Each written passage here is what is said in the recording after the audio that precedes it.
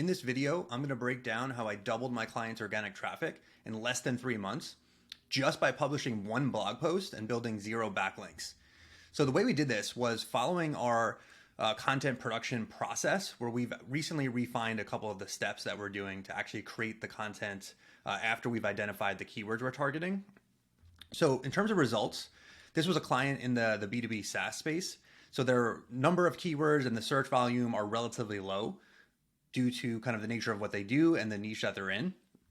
But the main challenge here was traffic was pretty stagnant. You'll see prior to us publishing this individual single blog post here in July, relatively no growth, and traffic was really staying around this 2,000, like kind of low 2,000 clicks range. We published this piece of content in July, and you'll see kind of the month after we got a little bit of traffic, and then things started to ramp up about 3 months later, where traffic increased up to just under 6,000 clicks within this small time frame. So I'm going to break down exactly what we did with this post, how we identified the topic, and then how we went and created that piece of content. If we look at first page keywords in terms of number of keywords, similar story. So relatively no growth. In July, when we published, there was a small bump, but then we start to see towards the end of October, keyword rankings increasing significantly. And then even up till today, we broke over 1,000 keywords on the first page, where we were just about kind of 360 in July. So pretty significant progress there. And you kind of see from this piece of content, this initial burst was most of it. The recent growth here is some of it's from that post, but we've published a few more pieces of content since then. So this kind of like January to date growth isn't all from that one piece, but up until this point, it was. So again, kind of main issues were stagnant growth despite publishing. So they were publishing content. We just weren't using the system and process that we're using now. Again, search volume is low in the industry, so that can sometimes be a deterrent. And we're going to break down how we use other metrics besides search volume to determine potential. And then just kind of overall competition in the space, reviewing what they were doing is one of the things that inspired us for this idea. But again, not focusing on just one keyword, but actually looking at a group of keywords to target. So the way our process works to do this is we've streamlined this down to just a few steps. So the first 3 steps are typically going to be done by someone on your SEO team. Then you're going to pass the result of this over, which is usually a content brief, to a writer, and then ultimately to an editor. Now, these first 3 steps, we've gotten these down to just about 5 to 10 minutes per piece of content or per brief, where it used to take us an hour to hour and a half to actually do these steps. So we're actually leveraging ChatGPT and a few other tools to speed up some of the data analysis that we were doing manually. We don't like to use AI tools and ask it to do all the work. We like to gather the data and format things in a certain way and just have the AI tools analyze it for us and give us some insights that we can incorporate into the outline building. So really the first step here was identifying the keyword. So what's interesting about this keyword, the main keyword we found that we wanted to target only had a search volume of about 250, which means 250 people were searching for that keyword per month, which in B2B isn't bad, but overall it's not really going to move the needle that much. But what we've noticed was when we analyzed the content that was ranking on the first page, most of the articles were ranking for over 800 keywords. So now all of a sudden, when you multiply 250 searches per month by 800, we're getting thousands of searches. Now, what I really like about this is some of our competition were probably deterred by the lack of search volume for that one keyword. So they weren't putting as much of an emphasis on this. When we found this and found this data, we knew right away that this had the potential to be a big traffic driver. So anytime you can find a relatively low volume individual keyword, but there's a lot of keyword variation that the first page is ranking for, that's a good indication of a lot of traffic potential. And some competitors may not be focused on it as heavily because they're just looking at the search volume of the individual keywords. So we're going to cover how to do this in a bit. Then we get to step 2, which is our content creation system. So really here, once we have the keyword identified, the first step is really doing a deep dive on the 10 existing articles that currently show up on the first page. So we review all of their outlines, and then we cross-reference the sections that they have in common the sections that are unique to just a few of them. And then we also come up with at least 3 to 4 new section ideas that nobody has spoken about in their articles. And this gives us kind of the best of kind of all phases. We're getting what everybody is doing, which is a good indication that Google thinks that's important, and users. We're finding things that are unique to just a few of the competitors. And then we're incorporating brand new sections and research that those existing competitors don't have to ultimately build the best outline available. And the two other factors we do after we have this outline dialed in, we always like to include one section that is almost like a very small case study, just kind of showing a real world example, whatever the topic is or the thing that we're teaching or showing. We want to show an actual example and the benefit that somebody got by following that system or process, something that ties all the information together and shows a real example. And this does a couple things. It's valuable. It adds more engagement to the post, but it also is harder to replicate with AI tools. So a lot of people that are just generating AI content are going to be getting similar kind of generic content. When you add in some kind of case study or example, particularly for like high priority keywords, this can give you a big edge that's harder to replicate. The other thing we're doing in our content now is getting at least 1 to 3 quotes from industry experts. Sometimes this could be people on our client's team. Other times it's other experts in the industry. And we're naturally just weaving those into the article where they make sense. So again, to add something that is harder for AI to just replicate and to give a valuable opinion on what we're talking about from other experts besides our writer. So these 3 things make up the component of our kind of research process. Once this is done, that's when we pass that information to the writer. And then now they're in a great position to actually write something that has the best chance of ranking. Now, you could do AI first drafts, and then these first 4 steps are only going to take a few minutes, and that makes most of your cost and your time in the editing phase. So if you do that, if you follow this system in this outline building process, and then you feed that into an AI tool, that kind of puts you in a much better position of getting a good first draft. And then you do need an editor who could take it from there and make that better. So that's an option. Or you could you have an actual writer, human writer, write the content and then have an editor, it go to the editor next. So that's kind of up to you. We've experimented with both and have seen actually decent results with both processes. And again, the key is in these first 3 steps. So really, after publishing this, it only took a few months for this article to break onto the first page with hundreds of keywords. Now, the side benefit of this was natural backlink acquisition.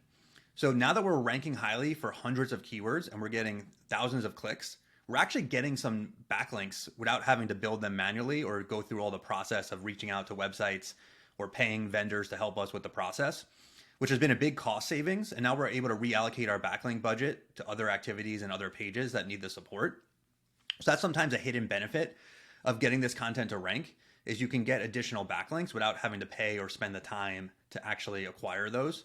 And the quality of the backlinks we're getting are very high. They're not just websites that are listed with a bunch of vendors that everyone's using. These are real websites where they're just writing their own articles and linking to our content as a resource. So this I expect to continue and ramp up. Lead generation, another benefit of this article is we're getting consistent leads from it. Now, we haven't actually seen anything close yet, but we are getting some opportunities for the sales team. We are getting consistent leads every month from the article. So this is something we're keeping an eye on to see what else we need to do.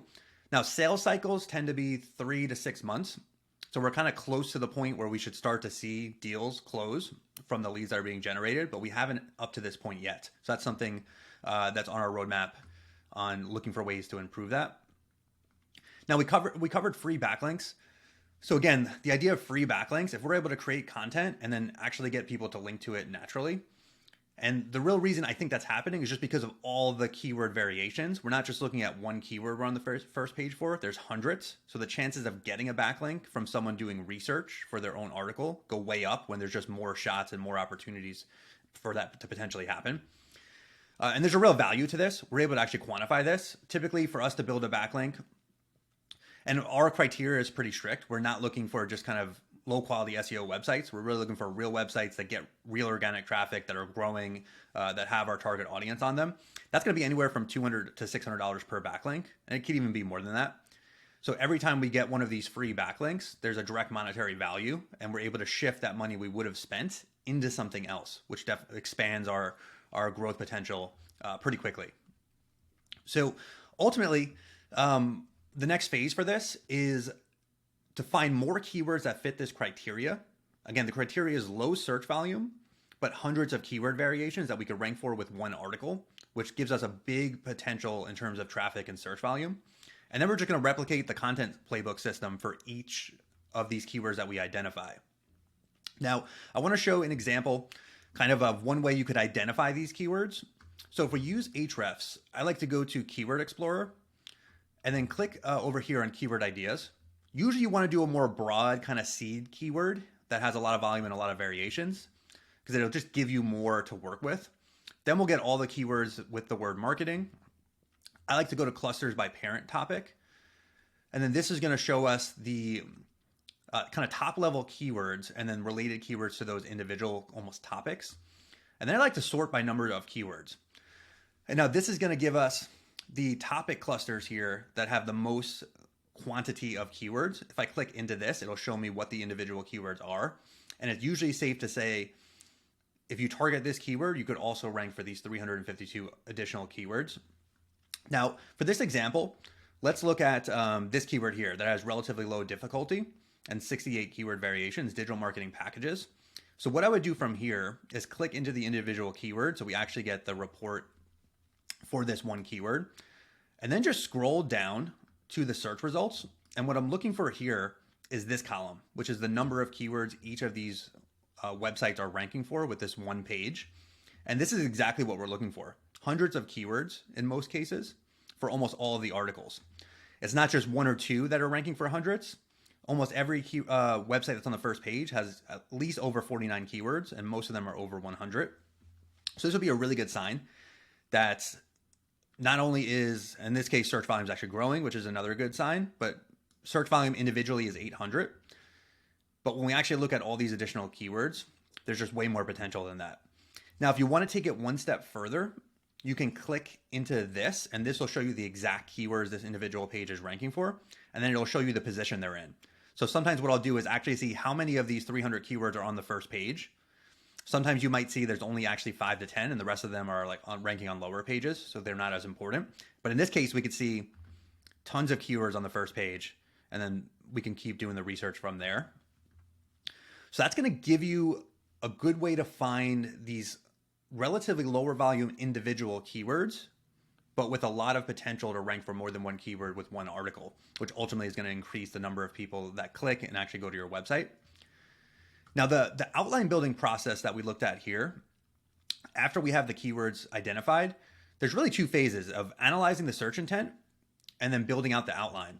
So for search intent, what we like to do is just search the keyword on Google, and we typically will skip through the ads here and just start to look at each of these articles that are showing up. First thing I like to do is just skim through the title and also see the type of content. So in this case, I'm seeing a lot of informational, almost blog style content ranking for this term. Looks like there could be an actual package page. Here we have another blog. Let's look at this one and see if this is more, this is more of a pricing page. So the intent is a little bit mixed. We see some blogs and some actual pricing pages.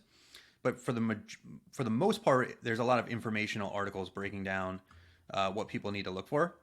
And again, that we do see a few individual pricing pages. So that's the kind of thing I would want to note for the writer. In this case, we're going to target this with a blog post. And the other thing I like to look for, if we look at, this is what the content brief actually looks like, is actually noting the style of content that ranks. This is for a different example keyword, but the idea here is understanding, is it blog posts, is it product pages, pricing pages, and just noting that. And ultimately, we're going to build an outline by looking at all 10 articles. So I'm going to click into 2 of them.